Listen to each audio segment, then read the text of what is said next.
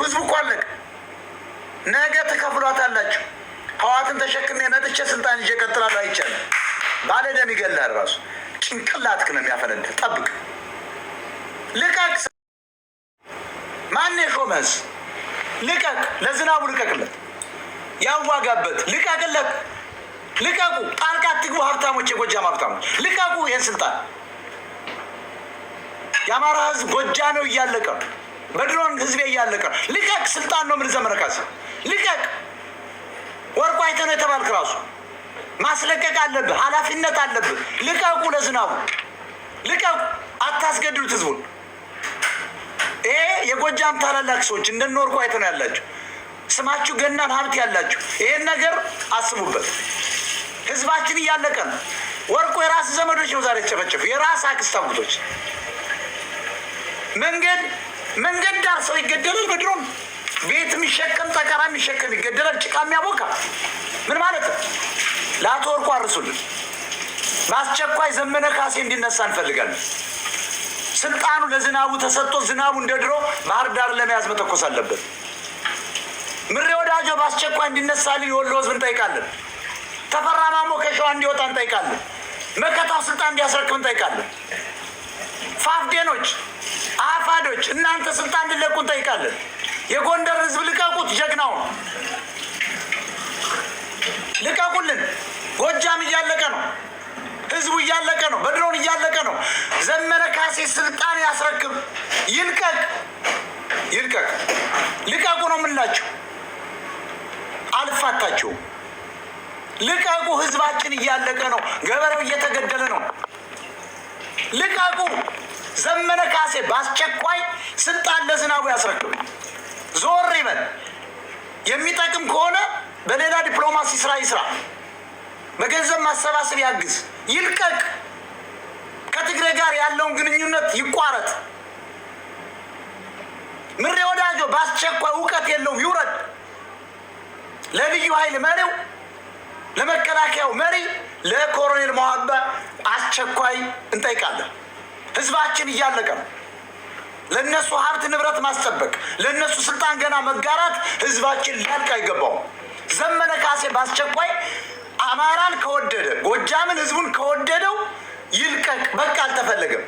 ጎንደርም አይፈልገው፣ ሸዋም አልፈልገውም፣ አይመራንም ብለዋል። በቃ ይልቀቅ። ከድልቧ ማግስት በኋላ ስልጣን እንሰጠዋለን። አማራ ነው፣ የት እንጥለዋለን ታዲያ? በቃ ልቀቅ። አልሆነም። ሞከራቸው አይደል? አልሆነም አይደለም። ካልሆነ ደግሞ ዘወር በሉ። ህዝቡ እያለቀ ነው በእናንተ ምክንያት። ክልሉን ፋኖ ለቆ እንዳይወጣ ያደረጋችሁ እናንተ ናችሁ። የዩክሬን ጦርነት ወደ ራሽያ ነው፣ ወደ ጠላት ጎራ ነው። ራሽያዎች ወደ ዩክሬን ኬቭ ነው የሄዱት። እኛስ ባለበት እርገጥ አማራ ክልል ላይ። ይሄ ደግሞ የሁለቱ ትግሬዎች ሴራ ነው።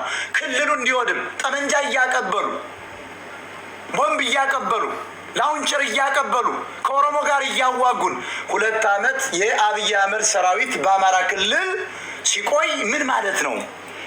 እያንዳንዱ የአማራ ልጅ የአማራ ሴቶች HIV ይዟቸዋል። ዲስ ኢዝ ናት ጉድ ኒውስ። ግን ወቁት፣ ቆርጣችሁ ዩቲዩብ ላይ አስቀምጡት። ይሄ በደል ነው በአማራ ህዝብ ላይ የተሰራበት። በተለይ ጎጃም በድሮን እያለቀ ነው። አለቀ። ህዝባችን አውቀው አማረው በፋኖ ላይ እንዲነሳ የእኛ ልጆች አይደሉም እንዲባል እየተደረገ ነው። ይሄ ደግሞ በነዘመነ ካሴ የአመራር ክሽፈት ነው። በነ ምሬ ወዳጆ የአመራር ልፍስፍስነት ነው። በጎንደር ፋኖች ውዳቂዎች ነው። በሸዋ በገቡ በነ ተፈራ ማሞ በራሱ መጽሐፍ ላይ አባቴ ትግሬ እናት ያገው ነው ብሏል። ምን ይሰራል የሰውዬ? ጨፍጫፊ ነው። ሸምቆ የመጣው የገደለው ሸማቂው ኮማንዶ ብሎ መጽሐፍ ሲጽፍ ምን ማለት ነው? ሸምቆ የገደለው አማራ ነው? ኤርትራ ነው? ኦሮሞን ነው? ጉራጌን ነው? ትግሬን ነው? ኖ መባረር አለበት። ሚስቱ ሰላይ ነች። ዘመነ ካሴ እንደ እናት ወርቁ አይተነው ያለውን ታላላቅ ሰዎች ዛሬ ጥሪ እናቀርባለን። በአስቸኳይ የፋኖ ስትራቴጂ መቀየር አለበት። እነ ዘመን እነዚህ ተብለው አልሆነም እኮ እዝ ተብሎ የመጡበት ምክንያት አውቀው ነው። የተቀጣጠለውን የሽምቅ ውጊያ አብርደው አሁን በተኑት። በአስቸኳይ ለዝናቡ ለተባለ ተኳሽና ጀግና ስልጣኑ ይልቀቅ እንጠይቃለን። የጎጃም ሕዝብ በፍጥነት ዝናቡ ጦሩን እንዲመራና የፋኖ መሪ እንዲሆን ተነሳ። የጎጃም ሕዝብ ዝናቡ ብቻ ነው የሚመራው።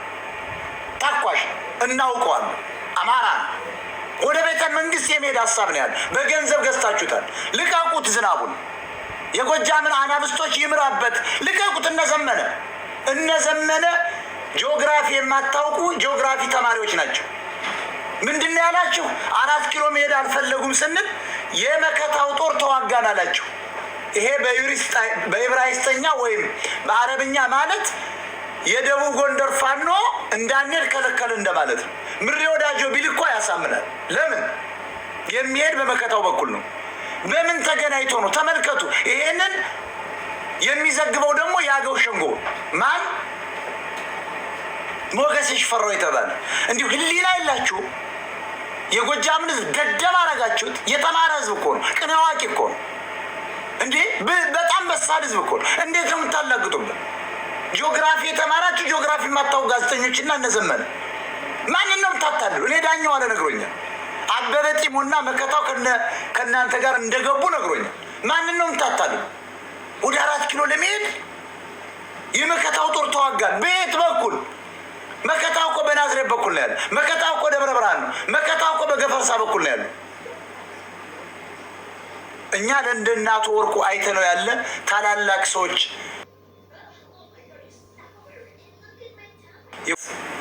ይፈልጋሉ።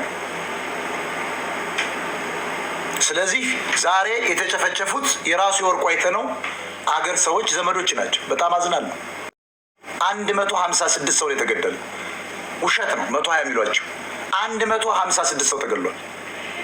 የእኔ መረጃ ምንጭ የምጽአተ አማራ ዓለም አቀፍ ንቅናቄ ፋኖ በቦታው ላይ ተገኝቶ ጠመንጃ ይዞ የቆጠሩ አስክሬን ነው። አቆይ ነው። ስለዚህ እናቱ ወርቁ አይተነውን ጥሪ የምናቀርበው እነዘመነ እንዲያነሱልን ፓወር ስላላቸው፣ ገንዘብ ስላላቸው፣ ተሰሚነት ስላላቸው ዘመነን አንስተው ዝናቡን እንዲያስቀምጡ፣ ምሬን አንስተው ሙሀቤ እንዲያስቀምጡ፣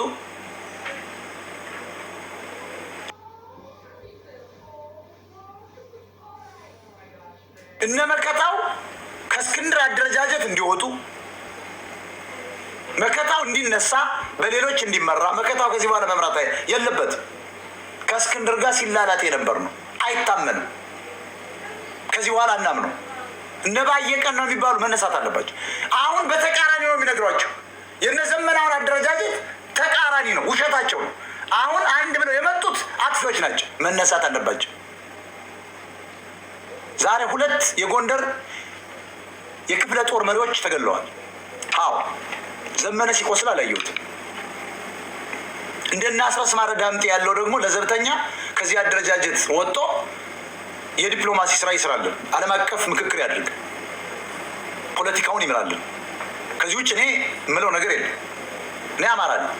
ጎንደር ጎጃም ብዬ ልከፍል አለና ዘመነ የጎንደር ፋኖ ገሏል ብዬ ልመጣል አልችልም። አላረገውም። እንዳሳምነው ለ2 ለመሰንጠቅ እንደመጡት መንግስት እኛ ለ2ቱ ትግሬዎች ደስታ ብለን ለጠላቶቻችን አላማ አማራን አናሰልፈው።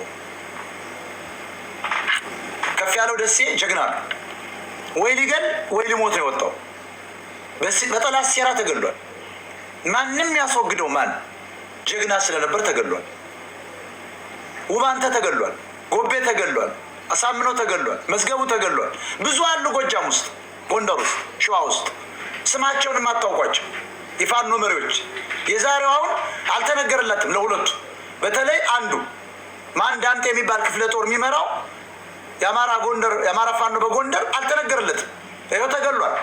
መሪው ተገደለ እኮ ዛሬ ናሁሰናይ ተገሏል። የውባንተ ወንድም ነው የተገደሉ። ባይዞ ታውቃላችሁ፣ የውባንተ ወንድም ተገሏል ዛሬ።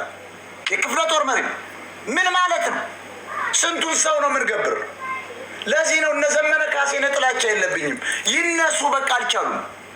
እነዘመነ ዞር ይበሉ እስኪ፣ ለነ ዝናቡ ይስጡ።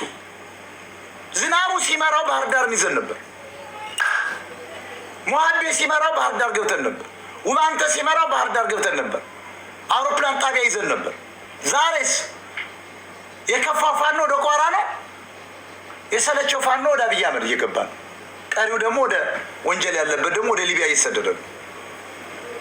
ስለዚህ እንደ እናቱ ወርቁ አይተነው ያለው ነው የምንጠይቀው፣ ጥሪ የምናስተላልፈው እነ ዘመነ ካሴ ከስልጣን መወገድ አለባቸው።